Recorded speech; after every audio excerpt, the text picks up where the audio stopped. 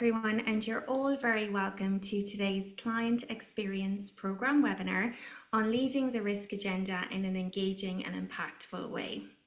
As you know, this programme is all about bringing you practical insights on some of the biggest challenges and opportunities facing in-house legal teams.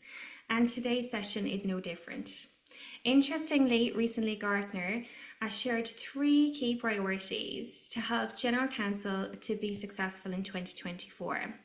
Building stakeholder and board confidence in the organisation's risk management, helping the organisation to take the right risks that help it grow, and creating a legal department that helps make all of that happen.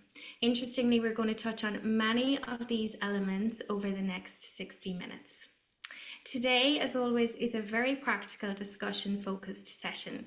I'd really encourage you, as we always do, to share your perspectives, comments, or any questions you have in the chat as we work through the discussion today. Without further ado, I'm very excited to welcome back to the programme one of the first guests and hosts that we've had on this series, Victoria White, who will introduce you to the wider team and lead you through the content of today. We hope you find the session useful. Thank you very much, Neve. Welcome, and thank you very much for joining us today, wherever you may be. It's good morning, good evening, or good afternoon. Today, we're going to be talking about how to lead the risk agenda in an engaging and impactful way.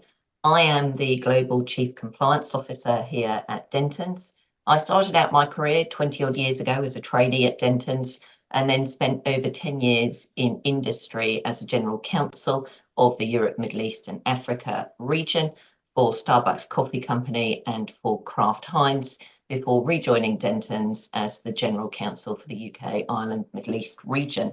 So I'm joined today by 3 of my fabulous Dentons colleagues from around the world. We're a truly global panel today. So without further ado, I'm going to ask each of them to introduce themselves. Anthony, over to you. Thank you, Victoria. Greetings and welcome, everyone. I'm Anthony Moscato. I'm a counsel at Dentons in our Short Hills, New Jersey office. I'm licensed to practice in New Jersey and Florida, and I'm in the commercial litigation and white-collar practice group. I assist clients not only with commercial litigation matters, but also with internal investigations, especially in those areas that are heavily regulated, such as healthcare, insurance, and those companies that deal with the United States government, whether by way of being a contractor or if they become within the crosshairs of the U.S. government in terms of an investigation. In addition, and we'll talk about this, I assist clients in building and enhancing their compliance programs to reduce business and legal risk, and also to ensure that they meet the expectations of regulators, in particular, the U.S. Department of Justice. Before I was with Dentons, I was in-house counsel with Carrier Global Corporation. Its stock ticker is CARR, and I was responsible for global investigations, including allegations involving the Foreign Corrupt Practices Act, False Claims Act, SOX, bullying, harassment, discrimination, and other types of investigations, again, globally. And I was also the ethics and compliance counsel for the company's 2 largest regions, North America and in Latin America. And in those roles, I was responsible for ensuring that the compliance program met all the expectations of the regulators and was in tune with the company's policies. And before that, I was a federal prosecutor with the Department of Justice for 17 years, where I investigated and prosecuted a wide range of criminal conduct, including white-collar offenses, financial crimes, organized crime, and other types of violations. And in the last 6 years of my tenure, I was the chief of the National Security Unit. So again, thank you and welcome. Thank you, Anthony. Denise. Hello, everyone. Welcome. My name is Denise Salles. I'm speaking from São Paulo, Brazil. I am a partner of the corporate and the compliance practices at VPBG, which is Dentons strategic partner in Brazil. I have been a corporate lawyer for more than 25 years and a compliance lawyer for the last 11 years. I also lead a banking regulatory practice in Brazil. I'm the co-leader of the compliance practice in the LAC region. And finally, I'm the General Counsel and the Compliance Officer of the firm in Brazil. So it's a pleasure to be here today. I hope you find this debate insightful and useful. Thank you, Denise. And Chris, certainly not last but least. Thanks, Victoria. So my name is Chris Brennan. I head the Compliance and Investigations practice for the Middle East.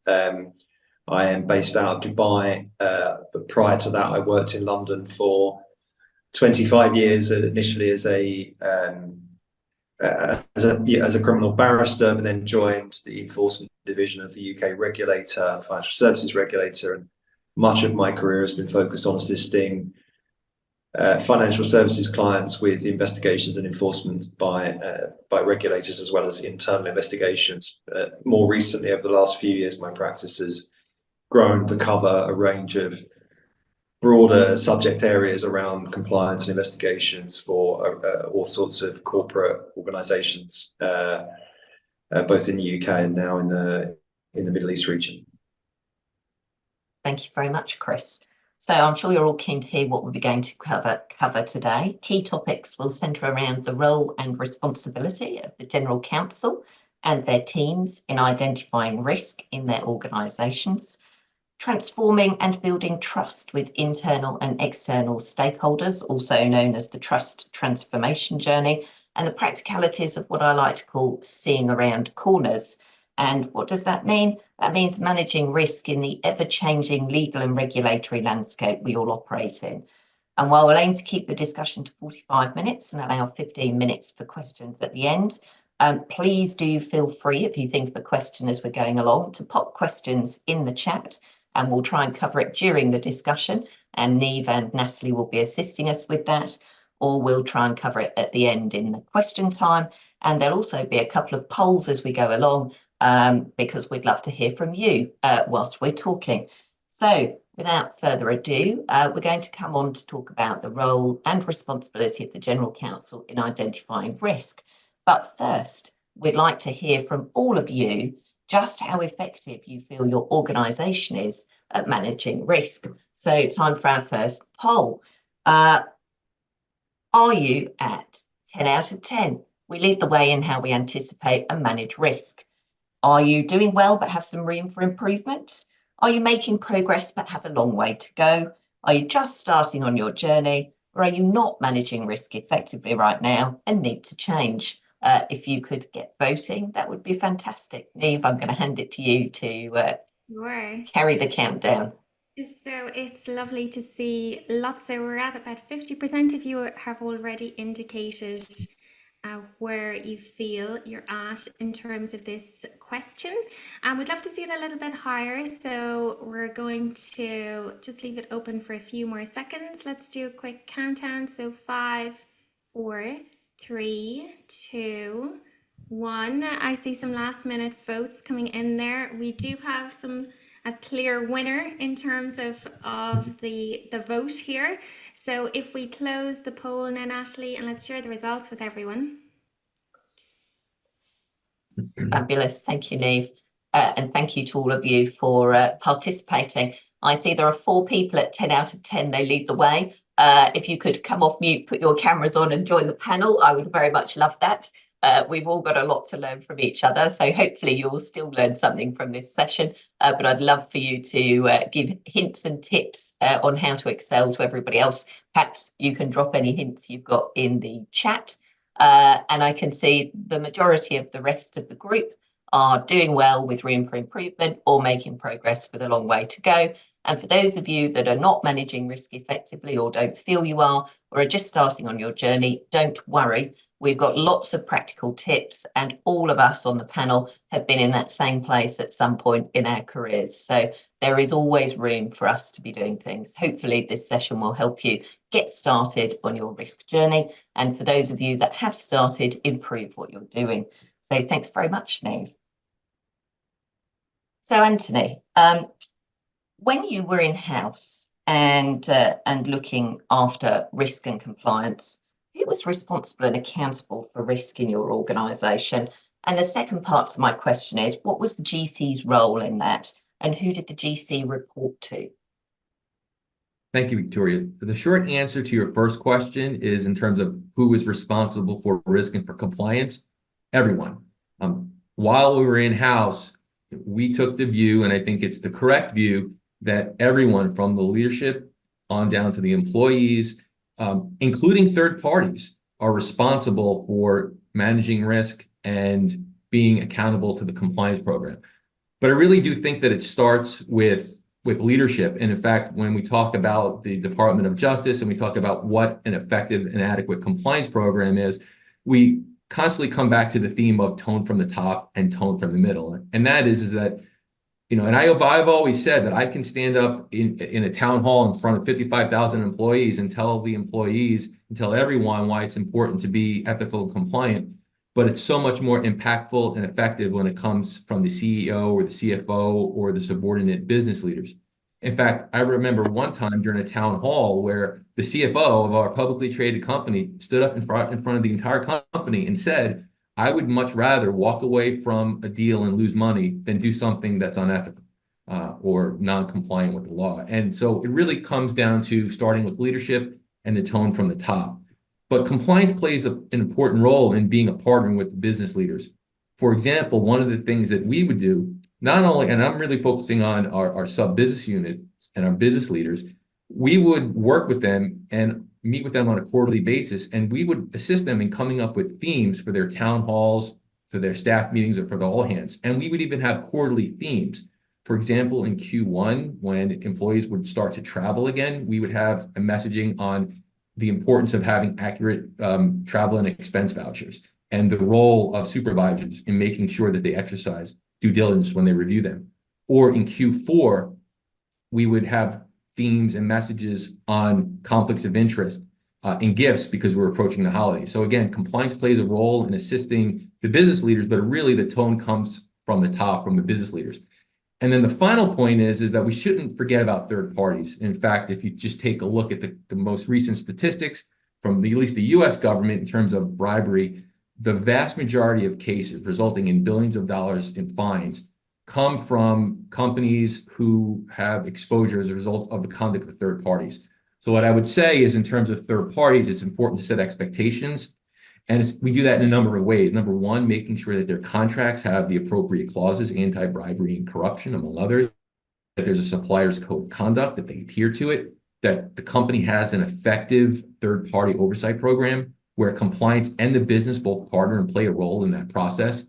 Training. And I'll just leave you with one last example. On a yearly basis, we would have what we call the Suppliers Conference in Latin America, where we bring in all our suppliers and we would provide them with training related to the company's code of ethics, the conflict of interest policy, anti-bribery and corruption, and why. And the other theme is the why we're doing the training and why it's important. And that is to protect not only their brand and their reputation, but protect our brand and our reputation and our business reporting relationship. So bottom line is we're all responsible. And Victoria, to answer your second question, when I was in-house, the general counsel, which was the chief legal officer, reported into the CEO, who was also the chairman of the board and the president.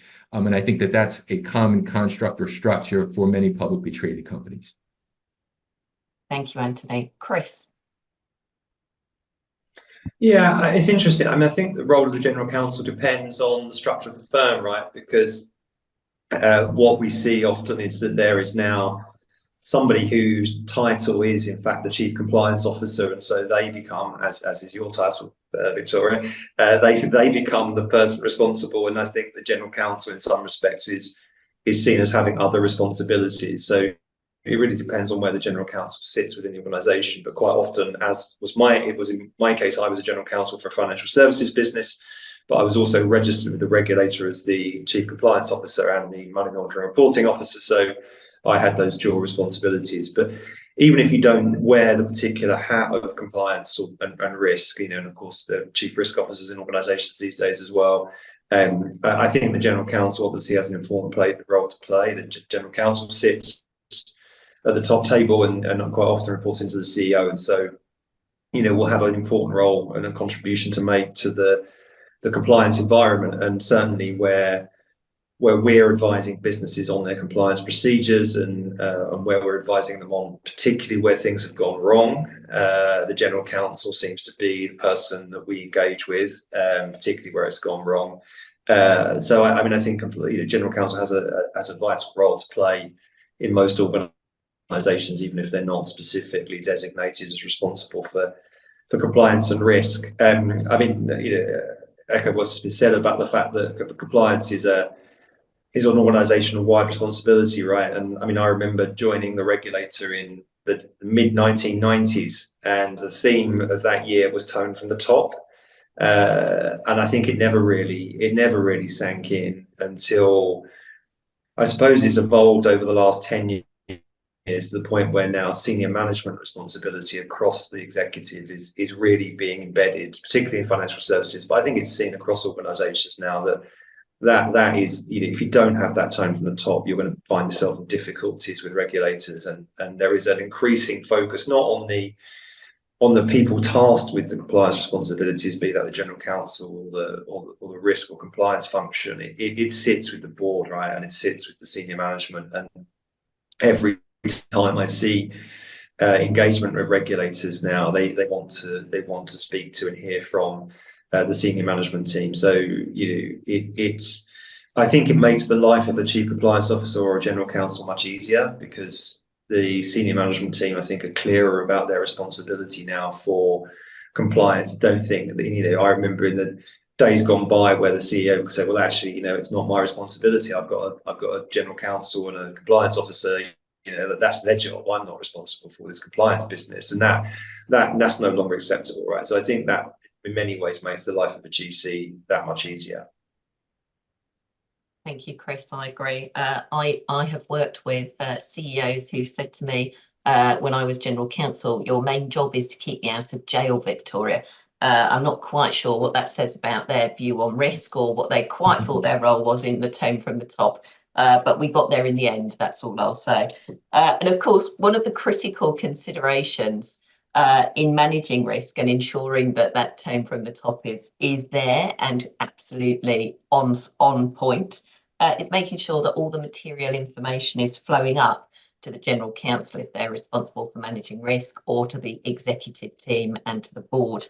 Anthony, how do you ensure that happens? Well, as Chris mentioned, general counsel or chief legal officer, they are part of the executive leadership team, and they have a myriad of duties.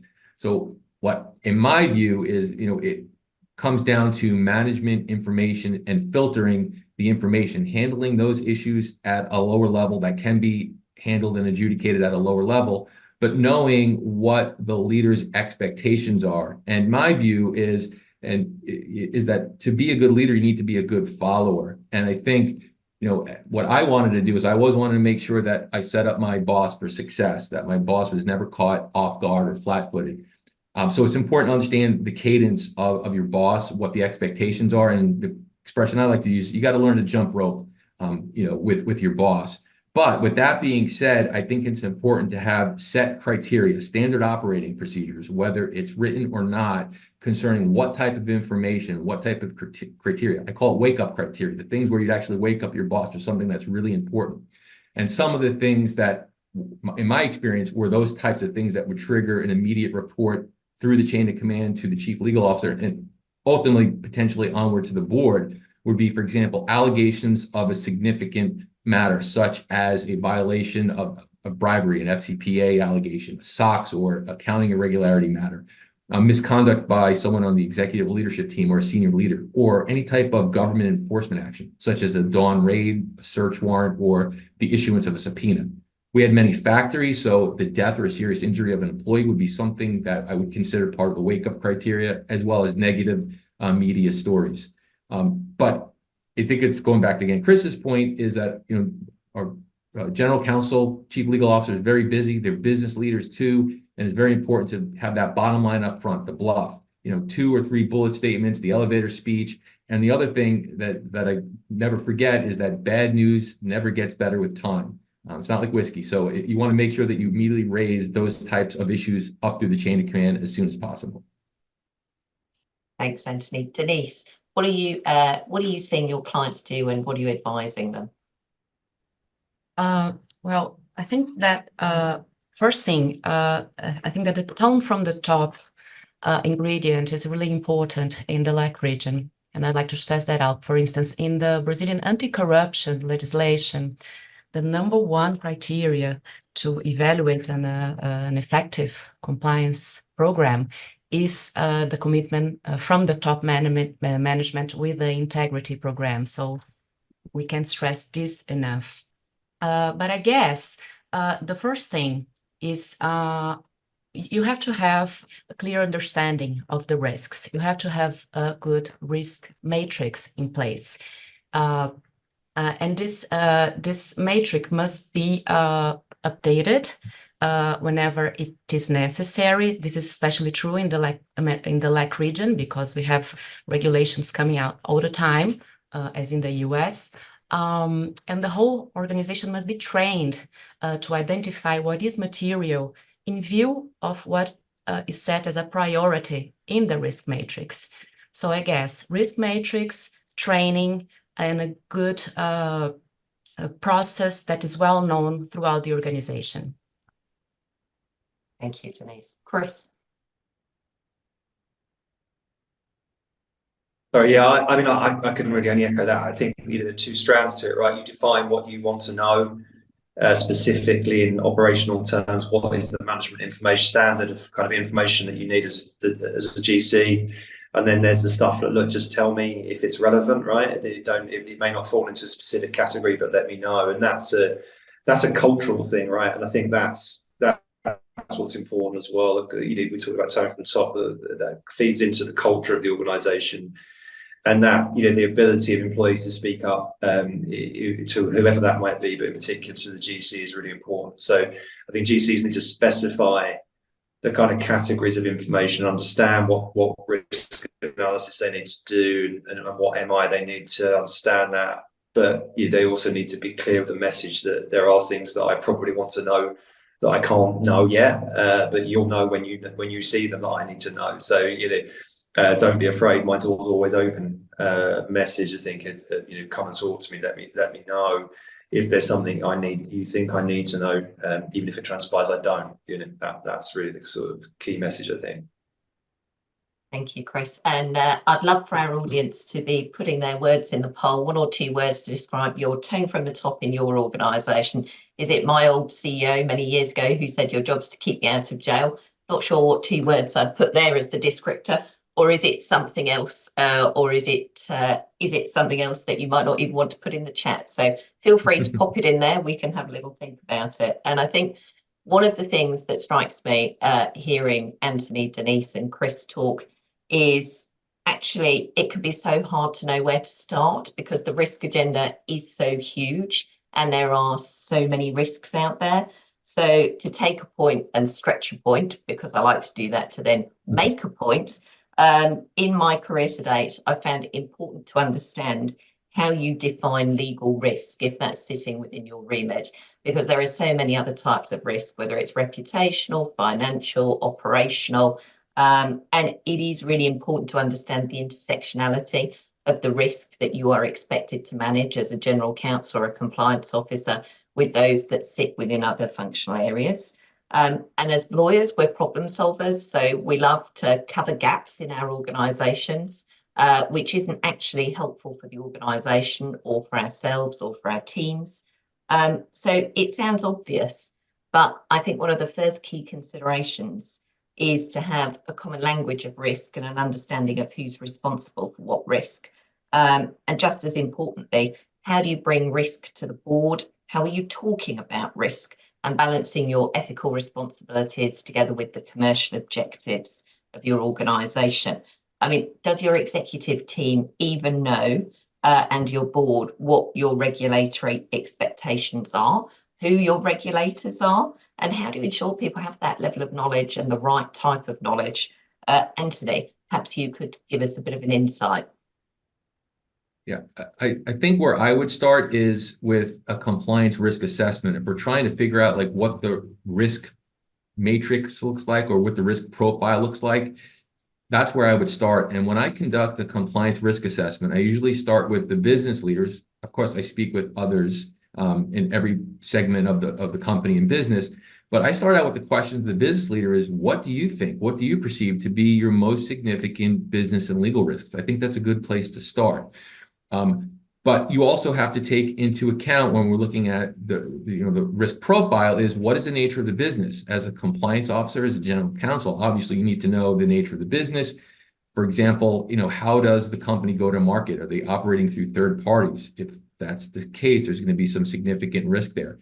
What geographic regions does the company operate in? What banking systems does the company use? For example, and we'll talk about this later, if you're located outside the United States, just let me tell you, if you don't already know, that the U.S. Department of Justice thinks, and it actually does, has a very long jurisdictional reach. And one of the ways that they're able to reach out entities that have never even set foot in the United States is if they use U.S. banking channels, use U.S. banks. So you want to take a look at how you engage in financial transactions. You want to take a look at, are you dealing with government, whether U.S. government or other governments, or are you engaged with third parties who have relationships with the government? These all present very significant risks, and you need to understand that. So my recommendation would be to start with a compliance risk assessment, and that'll give you a sense as to those risks that are germane to the business. And then as part of that, then you can go about figuring out as a team effort how to mitigate those risks. The last point I'll make about compliance assessments are that they're not one and done. You don't do a compliance assessment and you never do one again. It really is a continuous process. And again, depending on the business and the risk, you want to calendar these things maybe every 18 months, every 2 years, every 3 years, every 5 years, depending on the nature of the business and the risk. But I start with the compliance risk assessment. Thank you. Denise, anything from you to add? Yes, after you've done the risk assessment that Anthony suggested, I would emphasize the need to evaluate the regulatory requirements.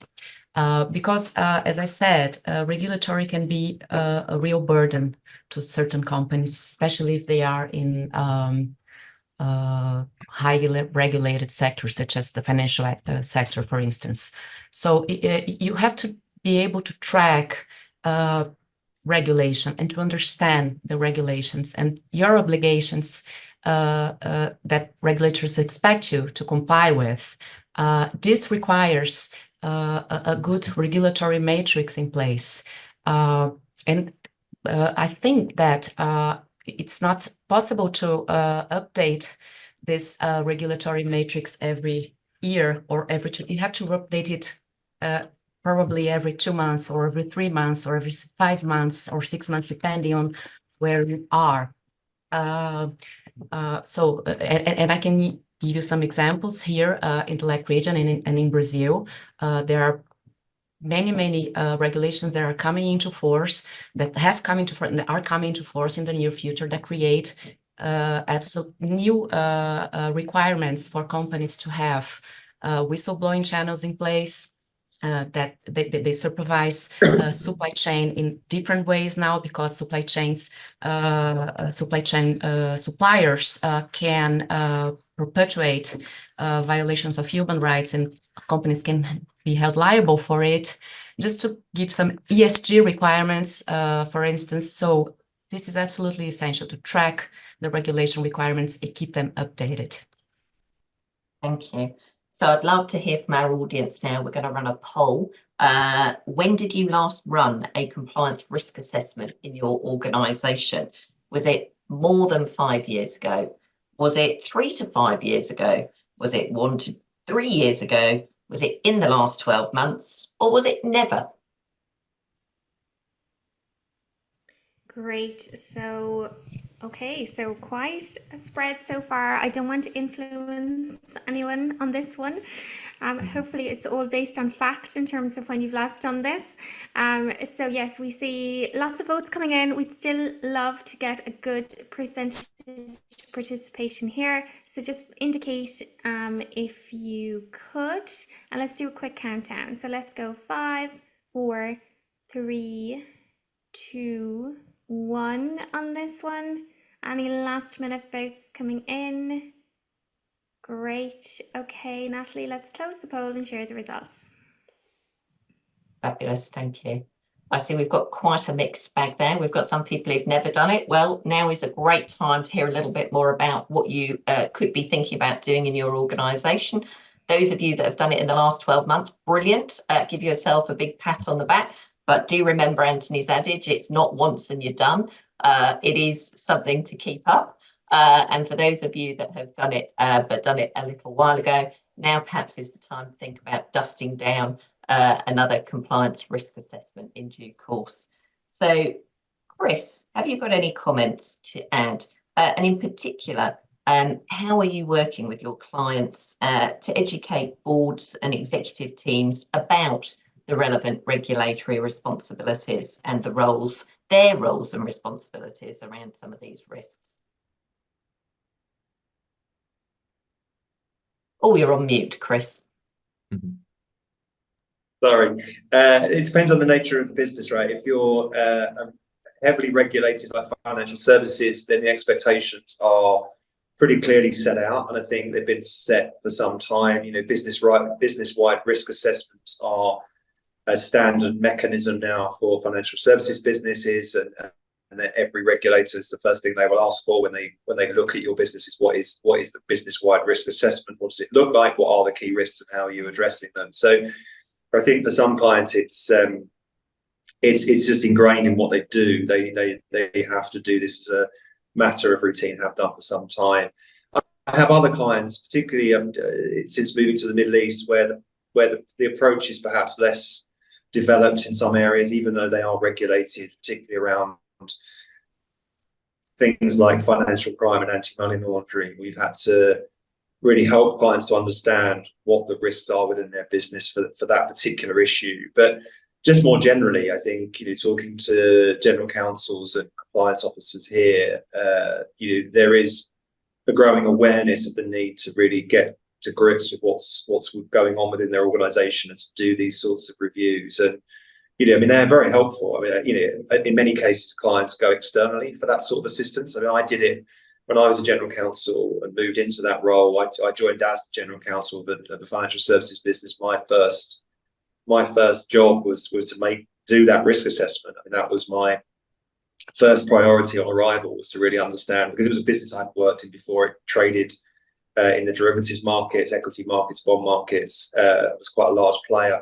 So I had to understand all of the mechanics of what it did and where the risks were, both legal, financial and regulatory, as the GC. And, you know, I think, you know, if I was a GC moving into a role, it would always be the first thing that I did would be to undertake that risk assessment, either myself or, you know, in some organisation that's probably difficult. You know, you get the assistance of your team or an external firm to come in and help you with that. And that's something we've been doing with clients, certainly since I've moved to the Middle East, in fact. Thank you, Chris. And I always used to think that it's a great opportunity, particularly if you're new or relatively new in role, to really understand how your business is operating and show your value as part of the executive team, because often the practicalities are lost sometimes in that whole regulatory landscape. So how you translate them to key operations can be quite tricky and can be quite challenging. And I know sometimes as lawyers, we have a bit of a dual role because we have our own ethical obligations, whatever bar or whatever ethical requirements we may have. And then, of course, we've got our business requirements and the commercial objectives of the company. And I'm wondering how everybody advises clients or have done that themselves as general counsel. Chris, I know in the UK at least, there's some new draft guidance that's come out from the Solicitors Regulatory Authority for solicitors in-house around how to go about balancing those. And they've helpfully, or not, as the case may be, drafted some guidance notes for in-house lawyers to share with their business colleagues to help them understand some of those tensions that can arise from a lawyer's perspective. Have you read those notes? Do you think they're helpful? And have you got any other advice for people? I mean, I probably should have, shouldn't I? Given this sounded quite. I haven't actually had the opportunity to read them.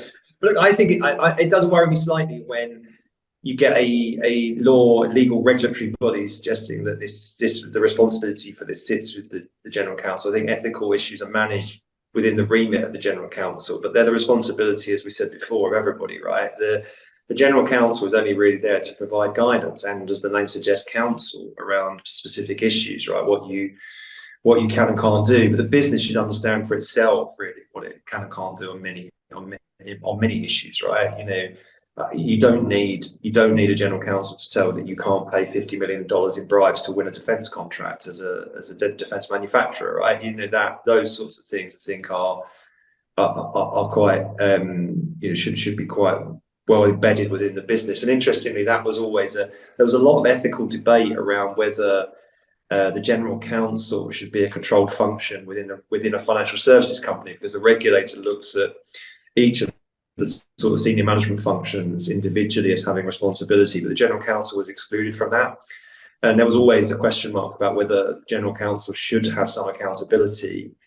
And I think the view was it shouldn't, right? It's only there as an advisor. The General Counsel that individual is only there to provide advice. It shouldn't be setting the agenda, really. It shouldn't be setting the risk agenda. It shouldn't really be setting the legal, ethical agenda. That should be a business-wide decision that comes from the collective of the board and messaged out from there. And of course, the General Counsel has a role to play in helping shape that. And particularly around risk tolerance, one of the issues which is constantly evolving, as you will know, Victoria, is AML, right? And what you can and cannot do, or what you're required to do, rather, in order to meet AML requirements, is a constantly evolving state. And those sorts of issues you do need technical advice and they do need technical assistance. But in large part, I think that it's unhelpful to try to lay ethical and compliance responsibilities at the door of the General Counsel. I think the message from General Counsel, or the message to companies, should be that it's not you can't just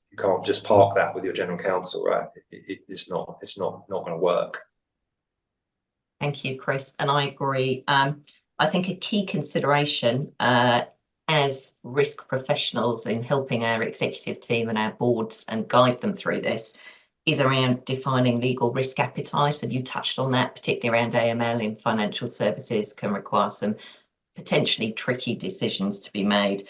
But more broadly, if you've set a risk appetite within your organisation, you're actually enabling people to focus resources on managing those risk-based activities.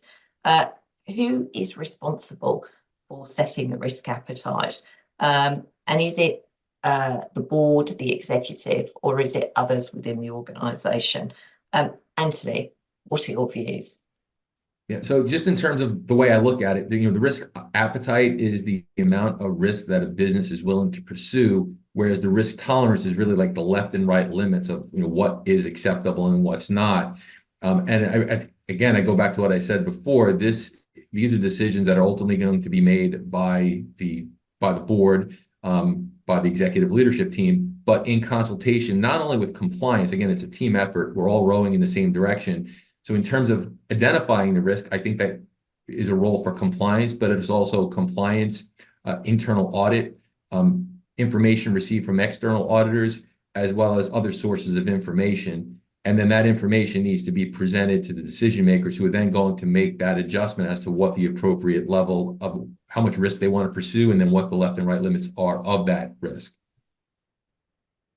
Thank you, Anthony.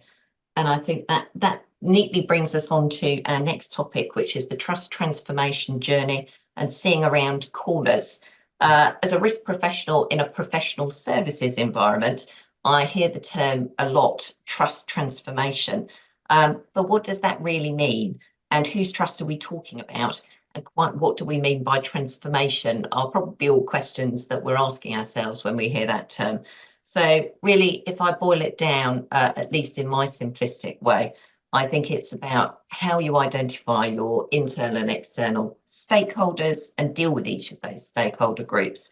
And it can be critically important around how you communicate those needs, both to your executive team and to your board.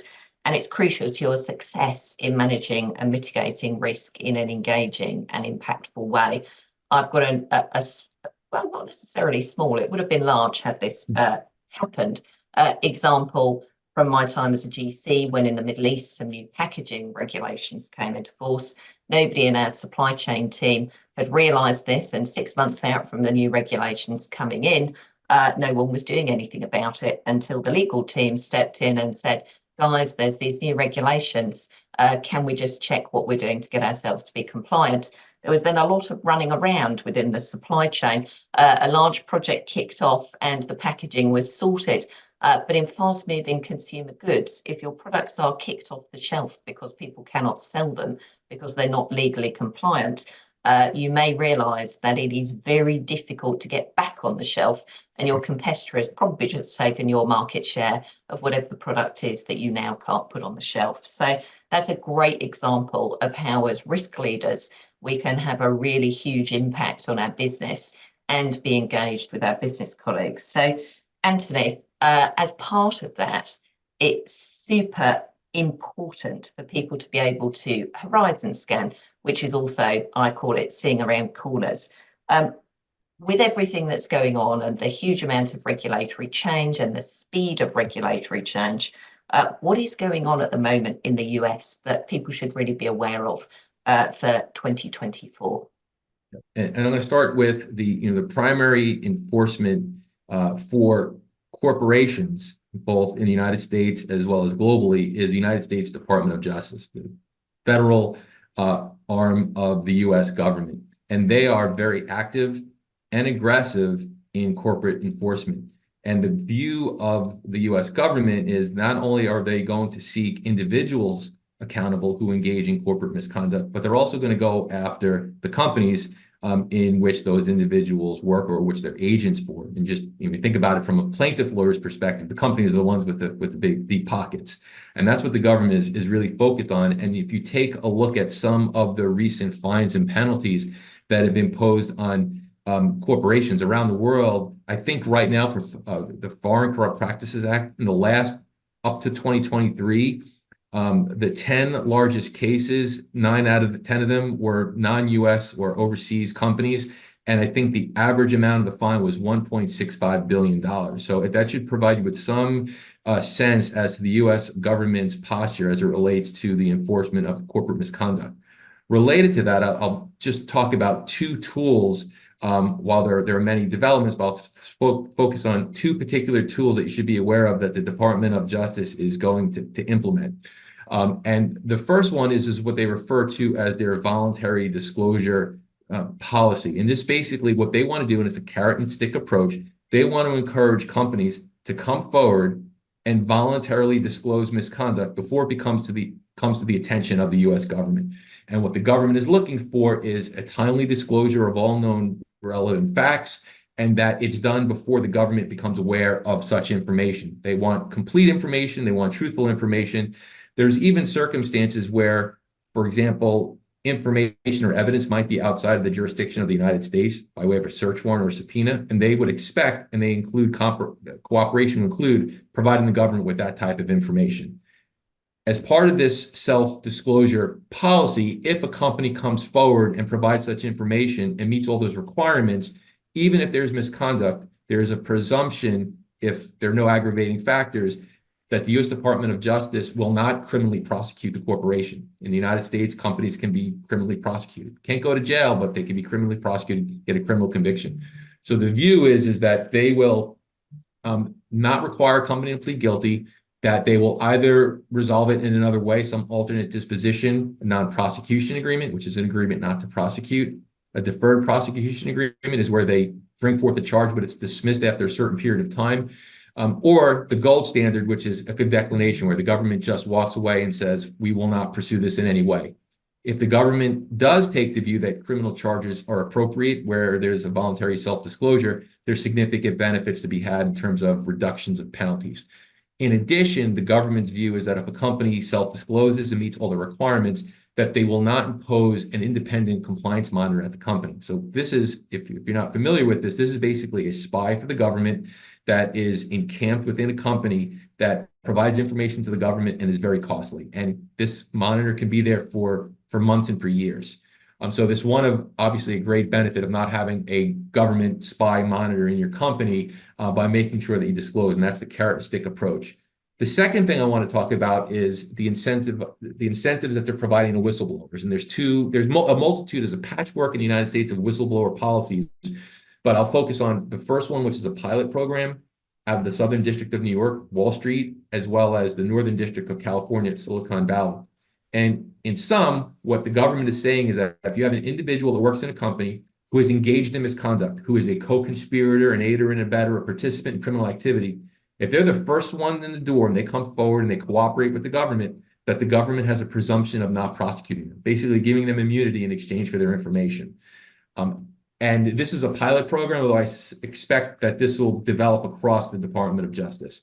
And then the final program that you should be aware of, and you should note that we at Dentons put out an inside article. It's on our webpage concerning these policies and procedures that I'm talking about. But the last one is what I refer to as the DOJ's bounty program. That's my term, but it's basically the offering of financial rewards to individuals who come forward from companies and provide information. So the gist of it is that if an individual has information about corporate wrongdoing, and there's certain categories of crimes that relate to this policy, that if the person comes forward and the government obtains a criminal or civil forfeiture, which could be millions or billions of dollars, that they will give a cut or a portion of those proceeds to the person that comes forward. So you can see the conflict has the potential to create between the self-disclosure of companies coming forward and disclosing information, and then being second in the door because one of their employees bypassed the compliance program, bypassed the hotline, and went to the government because they were seeking a payout. So more to follow on that. I do think it's going to be an issue, but it's something that you should be aware of. And what I would tell you now, my recommendations would be, and I was at a conference last week with the Deputy Attorney General. She spoke and she said, now is the time to invest and reinvest in your compliance programs.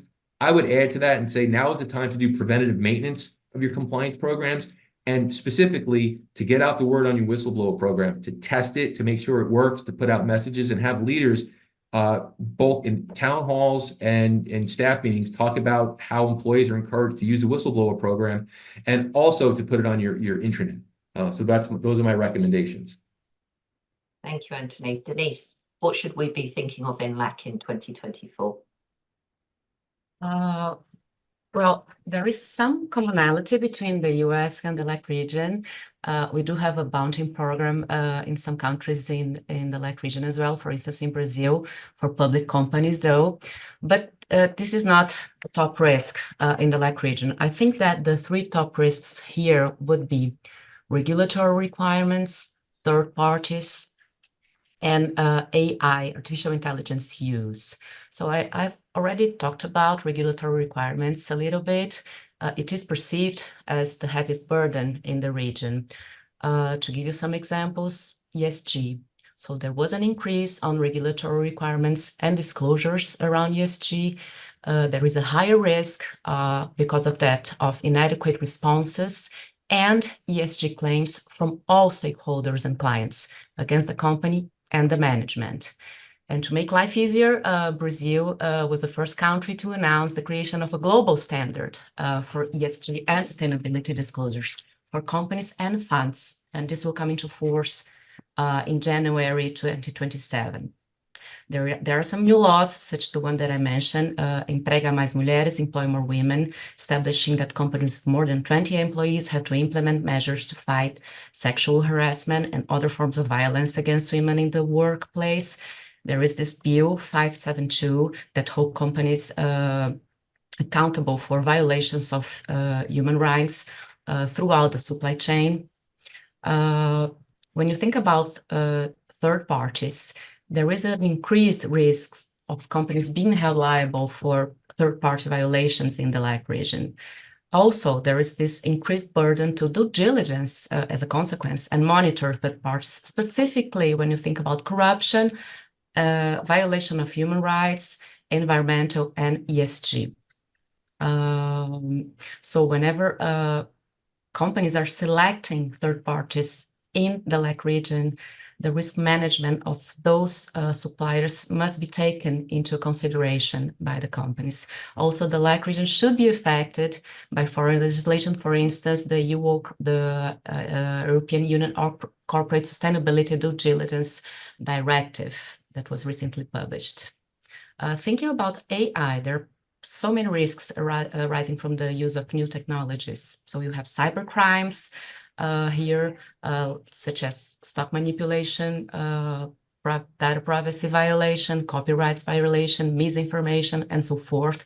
All this is aggravated in the LAC region because of the digital gap we have here when compared to high-income countries. So we do expect more law enforcement on data privacy violations in the LAC region. We also expect to have cooperation between LAC countries to develop data privacy protections and AI use. There is a regulatory sandbox being designed between the Brazilian regulator and the Bank for Latin America and the Caribbean.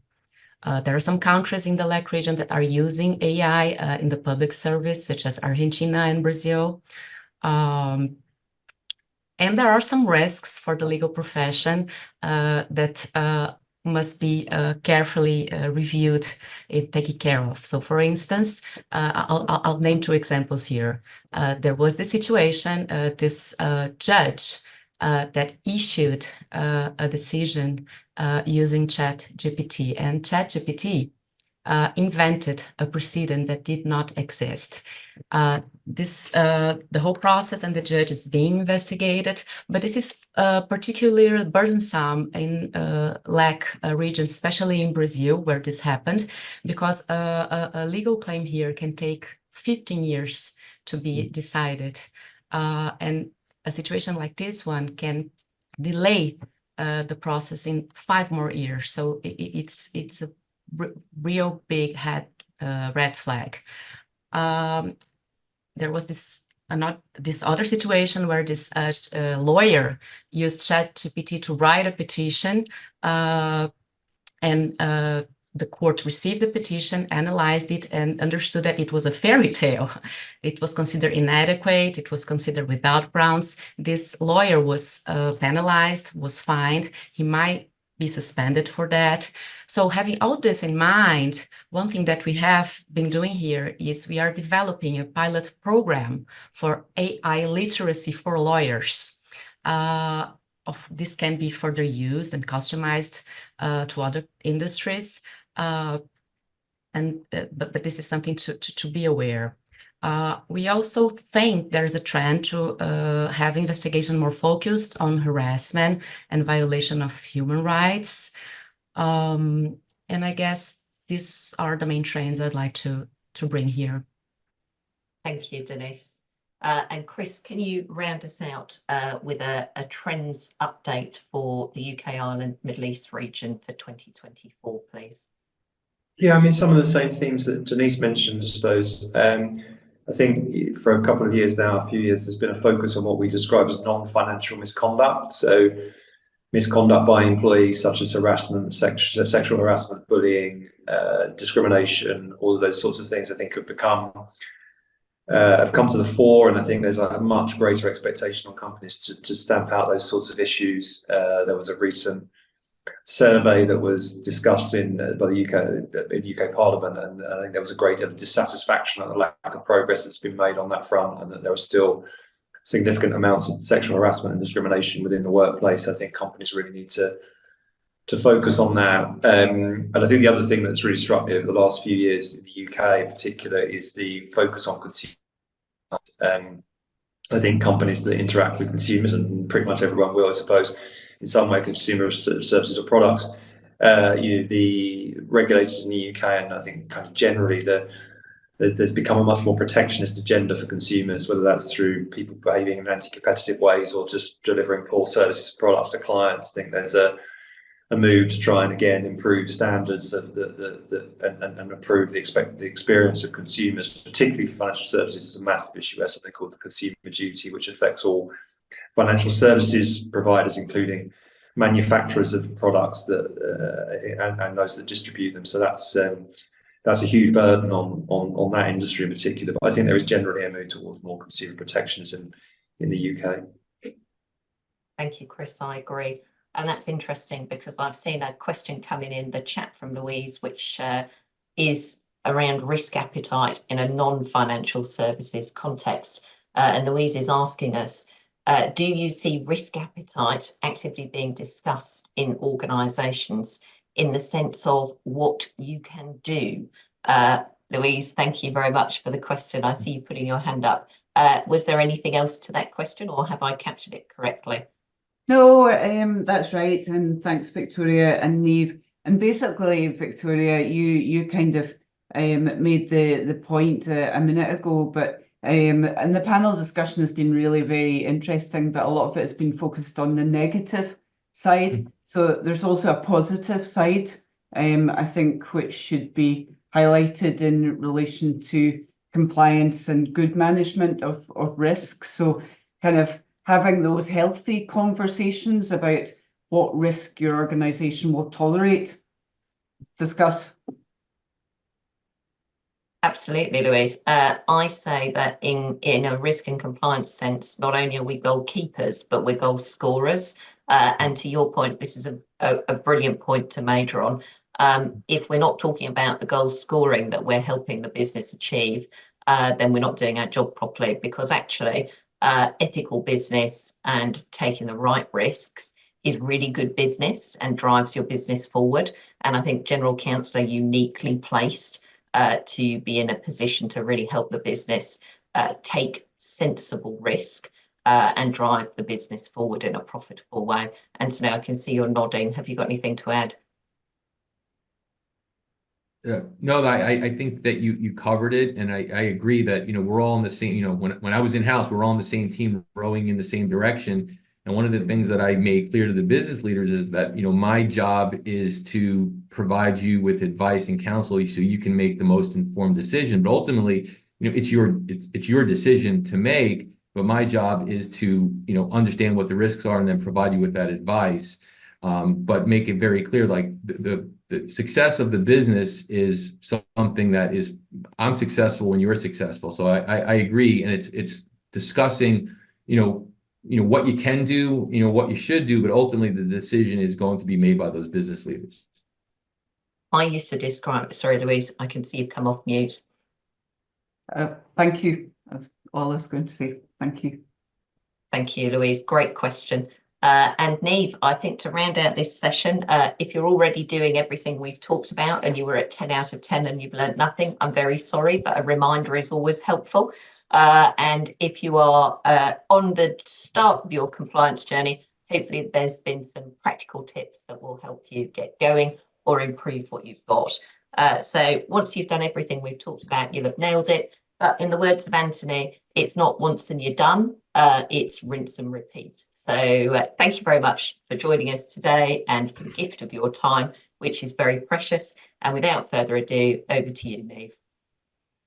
Excellent. So we have a final question for our audience. We would love to get your input on what you'd like to see on our next series of the programme. So as we close out today, we're going to display a number of options that we'd love to get your input on. Would you like us to look at anticipating, horizon scanning and managing some of those big global geopolitical, regulatory and legal risks that the panel touched on today? Maybe it's more of what you heard around today's compliance and risk management agenda. Perhaps it's global perspectives and trends on maybe the more traditional areas like deals, disputes. Emerging regulation, again, came up a lot today. Would you like to hear more on that? The in-house legal team agenda, maybe it's leading and developing your team or your own personal and career development. Learning and perspectives from other General Counsel today. It was lovely to hear some input from the audience today, Louise in particular. So is it more of that you would like around getting perspectives from your peers around the world?